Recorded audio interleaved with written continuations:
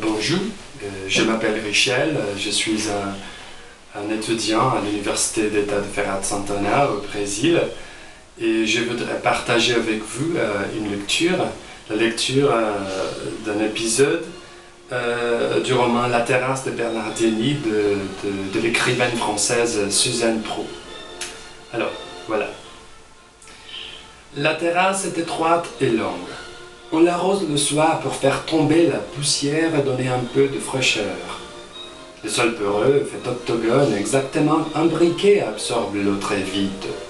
Prend des teintes suaves, mauve, carmin ou jaune cru. Quand on y marche, on croirait dans le crépuscule fouler une jonchée de pétales. Les piliers ronflés qui composent la balustrade évoquent une rangée de vases de style. Leur fil ininterrompu se double d'une rangée de pots de terre où fleurissent des géraniums, des hortensias et des fuchsias. Et le parfum exacerbé du seringa se mêle à l'odeur de pierre mouillée. On rêve à quelque patio espagnol, à la cour intérieure d'une demeure orientale où les plantes grimpantes s'effeuillent sur un bassin rond, à un musée lapidaire aux fenêtres ouvertes sur un par-dessus préfecture. C'est la terrasse de Bernardini.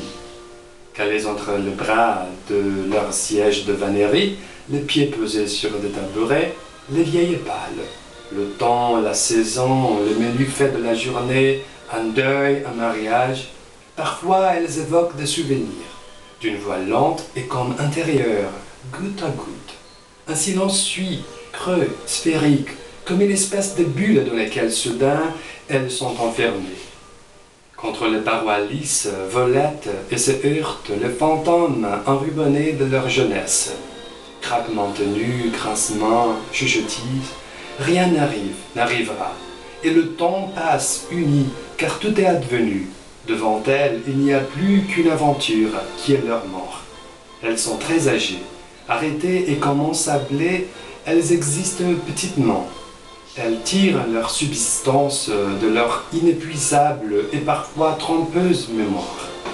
Dès qu'on allume la lampe, les papillons de nuit viennent battre contre sa collerette émaillée, projettent des grandes ombres qui dansent jusque sur leurs genoux.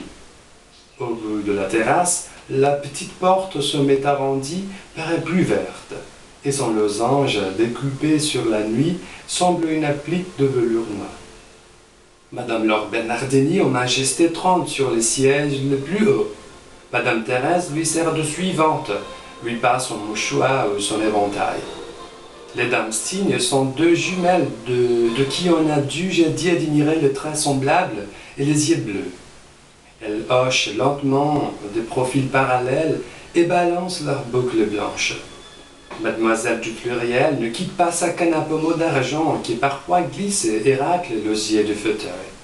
Madame Constantin suce de pastilles. L'or sent le clocher lointain. Mademoiselle du Pluriel ponctue les coups avec sa canne. Au dernier, elle se lève. C'est le signal du départ. Les visiteuses s'en vont en procession vers la porte. Elles échangent en chœur 2 ou 3 phrases. De celles qu'on dit pour prendre congé. Encore une bonne soirée, je vous souhaite la bonne nuit, il fera beau demain, la lune est claire. Elles disparaissent dans la nuit. Madame Laure Bernardini rentre dans la maison, suivie de Madame Thérèse qui porte son tabouret et son châle. Et Théo vient tourner la clé dans la serrure. Alors, voilà, la terrasse de Bernardini de Suzanne Prot. Merci beaucoup. Au revoir.